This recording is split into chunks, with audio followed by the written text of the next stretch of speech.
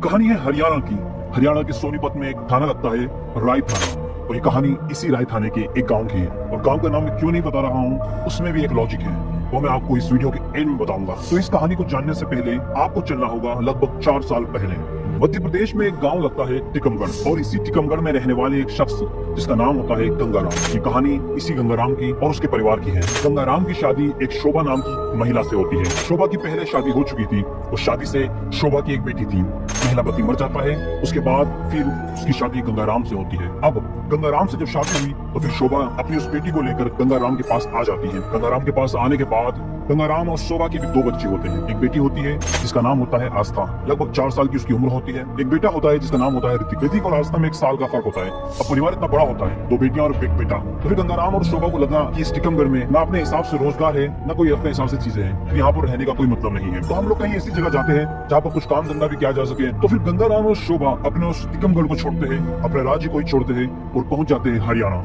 और हरियाणा में ये जगह होती है सोनीपत, और इसी सोनीपत में थाना लगता है राय थाना। और यहीं के गांव में गंगाराम और शोभा और उनके दोनों छोटे बच्चे, बेटी आस्था और बेटा ऋतिक, ये चारों लोग रहने लगते हैं। तो बड़ी उनकी बेटी थी जिसका नाम था नीतू, जिसकी उम्र लगभग 13 से 14 साल की थी। उसको गाँव में ही उसी टिकमगढ़ में छोड़ देते हैं। कहते हैं तुम यही दादा दादी के साथ रुक जाओ और उनकी सेवा करो। तुम थोड़ी सी बड़ी हो और समझदार हो, तुम परिवार वालों के साथ रहो। इधर ये गंगाराम और शोभा गाँव में रहने लगते हैं। साथ साथ वो काम वगैरह ढूंढने के लग जाते हैं। तो गंगाराम राजमिस्त्री का काम करने लग जाता है और पत्नी शोभा, उसे भी लगता है कि घर में रहने का कोई मतलब नहीं है, इससे अच्छा है कि मैं भी पति के साथ मजदूरी करने लग जाऊं। गंगाराम जहाँ राजमिस्त्री का काम करता था, वहीं शोभा भी मजदूरी करने लग जाती है। परिवार की थोड़ी सी आमदनी बढ़ जाती है।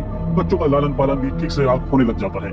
धीरे धीरे वक्त गुजरता है। साल 2021 में ये लोग यहाँ पर आए थे। अब 2030 आ जाता है। लगभग 2 साल का समय बीत जाता है। अब ये लोग यहाँ पर अच्छे से सेट हो चुके थे और अच्छा खासा घर भी चलने लगा था। यहाँ के आसपास के लोग भी इन्हें अच्छे से पहचानने लगे थे और उनके बच्चों से भी मकान मालिक को अच्छा खासा लगाव हो गया था। यहाँ के लोग इन्हें ठीक ठाक अच्छी छवि के रूप में देखने लगे। अब क्योंकि 2023 आ गया था, इधर जो बेटी नीतू जिसे वहाँ पर वो लोग छोड़कर आए थे अकेले, तो शोभा को लगता है कि हमें बेटिया को यहाँ पर बुला लेना चाहिए। गंगाराम से कहती है कि हमें नीतू को यहाँ बुला लेना चाहिए, वो घर का काम काज कर लेगी, मैं बाहर का मजदूरी कर लूंगी। गंगाराम को भी लगता है कि हाँ, ये बिल्कुल ठीक बात है, यहाँ रहेगी तो हमारी थोड़ी मदद हो जाएगी। इसीलिए फिर फरवरी महीने में जो नीतू है उसको गंगाराम और शोभा टिकमगढ़ से यहाँ पर राय थाने के इस गाँव में लेकर आ जाते हैं। अब टिकमगढ़ से यहाँ पर आती है। आने के बाद वो भी यहाँ पर रहने लगती है। क्योंकि बेटी अब 14 साल की हो चुकी थी, इसीलिए उसका यहाँ पर भी स्कूल में नाम लिखा दिया गया। अब वो सुबह का नाश्ता बनाने के बाद स्कूल चली जाती थी। अपने स्कूल में पढ़ाई करने के बाद जब दोपहर में छुट्टी हो जाती थी, तो छुट्टी होने के बाद वो घर पर आती थी, फिर खाना वगैरह भी बना देती थी। अब सारे लोग अच्छे से खुशहाल तरीके से जीने लगते हैं। धीरे धीरे वक्त गुजरता है। अब अप्रैल का महीना आ जाता है। अब अप्रैल के महीने में नीतू जो है क्लास 6 से क्लास 7 में चली जाती है और उसको कुछ किताबों की जरूरत होती है। 30 अप्रैल को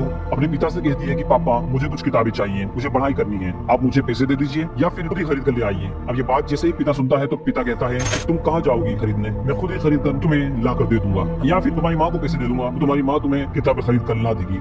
अब ये कहने के बाद गंगाराम और शोभा अपने काम पर निकल जाते हैं। नीतू यहाँ पर अकेली थी। अब यहाँ पर गंगाराम और शोभा राजमिस्त्री का काम करने लग जाते हैं। राजमिस्त्री का काम करने के बाद शोभा अपने पति से कहती है मेरा काम यहाँ पर खत्म हो चुका है, मुझे पैसे दे दो, मैं किताब खरीदूंगी। अब इधर गंगाराम भी कहता है ठीक है जाओ, लेकिन दोपहर तक आ जाना। जब शोभा घर पर आती है, आने के बाद फिर वो कमरे में देखती है दोनों बच्चे तो है लेकिन नीतू गायब है।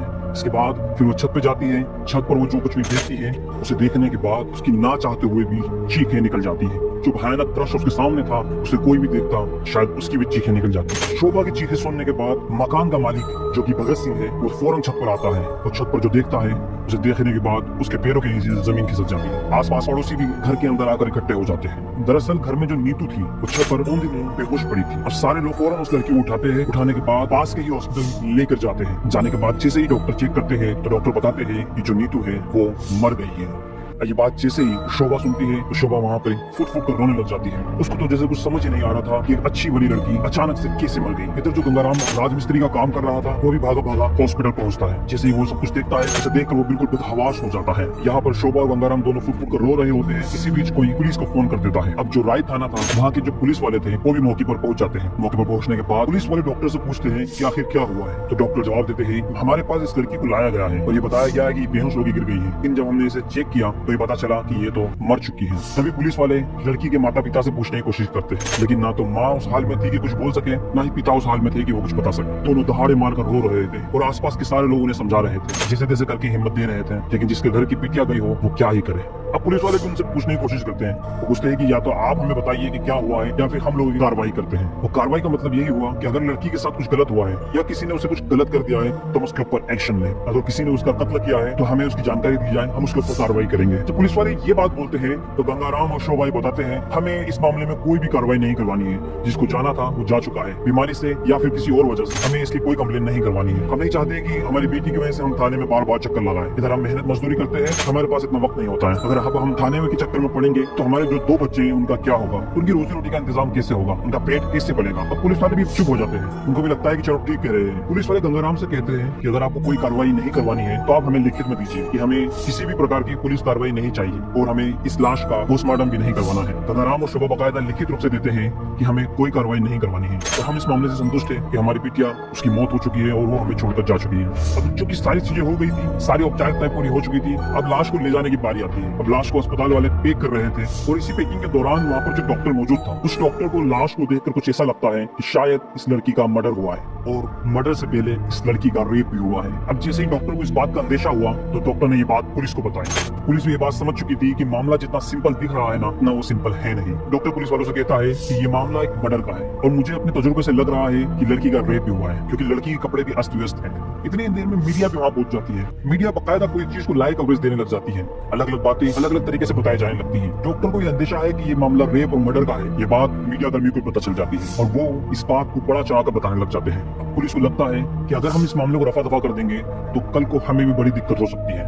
पुलिस वाले कहते हैं कि परिवार वाले चाहे जितना भी लिखित में दें, जितना भी कार्रवाई से मना करें, लेकिन हमें इस लाश को अपने कब्जे में लेना होगा और इस पर कार्रवाई करनी होगी। पुलिस वाले लाश का पोस्टमार्टम कराते हैं। 30 तारीख को पोस्टमार्टम होता है। रात को 1 या 2 तारीख को पोस्टमार्टम की रिपोर्ट आती है। तो पोस्टमार्टम की रिपोर्ट में रेप का तो नहीं, लेकिन मर्डर की पुष्टि हो जाती है और पोस्टमार्टम रिपोर्ट में ये क्लियर हो जाता है कि लड़की की गला घोटकर हत्या की गई है। अब ये मामला जैसे ही नेचुरल डेथ से करवट लेकर मर्डर तक पहुंचा, परिवार वालों से पूछताछ शुरू की गई। जब परिवार वालों से पूछताछ की गई तो परिवार वाले कोई जवाब नहीं दे पाए। उन्होंने कहा कि हमें किसी पर कोई डाउट नहीं है, ना ही हमारी किसी के साथ दुश्मनी है। पुलिस वाले जब मकान मालिक से पूछताछ करते हैं तो मकान मालिक पूछताछ में बताता है कि इस घर के अंदर बाहर से कोई भी नहीं आया है। हाँ, बस घर वालों ने ही आना जाना किया है। अब चूंकि मकान मालिक ने ये बयान दिया था तो पुलिस वालों को घर वालों को पूरी तरह से शक होने लगा था। पुलिस वाले सोचते हैं कि अब परिवार वालों से हमें दूसरे तरीके से पूछताछ करनी होगी। पुलिस परिवार वालों से, खासकर गंगाराम और शोभा से दूसरे तरीके से पूछताछ करती है। फिर ये लोग फुट फुट कर रोने लगते हैं और अपना गुनाह कबूल कर लेते हैं और वो पुलिस वालों को एक कहानी सुनाते हैं। ये कहानी इतनी चौंकाने वाली, इतनी हैरान करने वाली है कि शायद आप भी सुनेंगे तो आपके पैरों के नीचे से जमीन खिसक जाएगी। दरअसल जो नीतू थी, जिसके पिता की मौत पहले ही हो गई थी, उसे शोभा और गंगाराम दादा दादी के पास टिकमगढ़ में ही छोड़ आए थे। टिकमगढ़ यानी मध्य प्रदेश में जब नीतू क्लास 6वीं में थी तब उसे क्लास के ही एक लड़के से प्यार हो गया था। यकीन मानिए तब उसकी उम्र महज 13 साल थी और जो उसके सौतेले दादा दादी थे उसे इसके बारे में कुछ भी जानकारी नहीं थी। जब कुछ पड़ोसियों ने उन्हें आकर बताया कि नीतू मोहल्ले के कई लड़कों से बातचीत कर रही है तो वो यह कहकर टाल देते हैं कि 13 साल की तो बच्ची है, क्या ही करेगी। इसके बाद साल 2023 में नीतू को यहाँ सोनीपत में लाया गया। यहाँ भी नीतू अपने प्रेम प्रसंग को जारी रखती है और चुप चुप के फोन पर बात करती रहती है। क्योंकि शोभा और गंगाराम दोनों दिन भर काम के लिए घर से बाहर रहते थे, इसीलिए वो आराम से दिन भर लड़कों से बातचीत करती रहती थी। लेकिन अचानक से एक दिन नीतू की माँ देखती है कि वो किसी से फोन पर बात कर रही है और इसके पास एक मोबाइल भी है। अपनी माँ को अचानक से सामने देखकर नीतू फौरन ही मोबाइल को छुपा देती है। शोभा को एक तरह से मानो काटो तो खून नहीं, उसकी बेटी महज 13 साल की 6वीं क्लास में पढ़ रही है, वो किसी लड़के से बात कर रही है। माँ अपनी बेटिया को बहुत मारती है, बहुत पीटती है। मारते पीटते हुए तरह तरह से समझाती भी है। कहती है बेटा तुम्हारी उम्र यह करने की नहीं है, ये तुम क्या कर रही हो। वो उसे अपनी कसम भी देती है। उसके बाद नीतू भी कहती है ठीक है मैं नहीं बात करूंगी। लेकिन जैसे ही वक्त गुजरता है थोड़ा टाइम बाद फिर से शोभा देखती है कि नीतू किसी से बात कर रही है और इस बार कोई और लड़का है। वो उसे फिर मारती पीटती है और समझाती है, लेकिन ये घटनाएं बार बार होने लगती है। वो कई लड़कों से बात करती है, कभी वॉशरूम में छुपकर तो कभी छत पर जाकर बात करती है और मोबाइल भी ऐसी जगह छुपाती है कि गंगाराम तो नहीं लेकिन शोभा जरूर मोबाइल को बार बार पकड़ लेती है और बार बार मोबाइल उससे छीन कर रख लेती है। लेकिन नीतू फिर कहीं से मोबाइल का जुगाड़ कर लेती है। परिवार वालों का मानना है कि करीब 1.5 महीने में लगभग 50 बार शोभा ने इसको पकड़ा और 50 बार नीतू इसी तरह से कहती है कि अब मैं बात नहीं करूंगी, लेकिन करती रहती है। शोभा को लग गया कि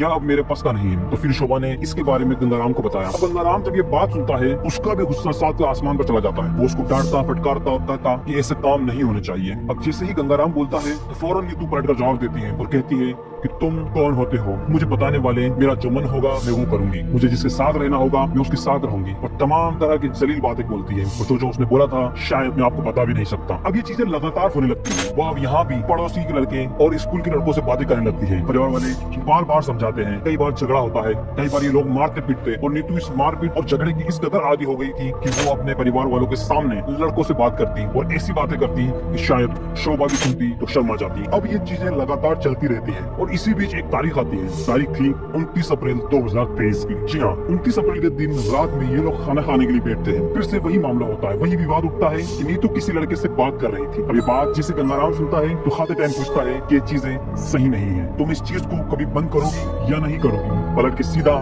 नीतू अपने पिता के मुंह पर जवाब देती है और कहती है कि मैं इसे बंद नहीं करूंगी, तुम्हें जो करना है करो, और अगर आप ज्यादा परेशान करोगे तो मैं किसी के साथ भाग जाऊंगी। उसके बाद वो खाने से उठकर अपने कमरे में चली जाती है, कमरा अंदर से बंद करती है और परिवार वालों के आगे ही बात करने लग जाती है। अब गंगाराम और शोभा को लगा कि शायद मामला हाथ से निकल चुका है। फिर क्या था, उनको लगा कि अब ये जिंदा रहेगी तो फिर हमारी बहुत बदनामी होगी, इसीलिए वो कत्ल का एक खौफनाक प्लान बनाते हैं। और कत्ल के साथ इस बात का भी प्लान बनाया जाता है कि चाहे जो हो जाए, मर्डर कहीं से भी मर्डर ना लगे। अगर कहीं से मर्डर लगे भी तो ऐसा ना लगे कि इस मामले में हमारा कोई हाथ है। 7 बजे सुबह जब लड़की कमरे में सो रही थी तो ये दोनों लोग कमरे के अंदर जाते हैं।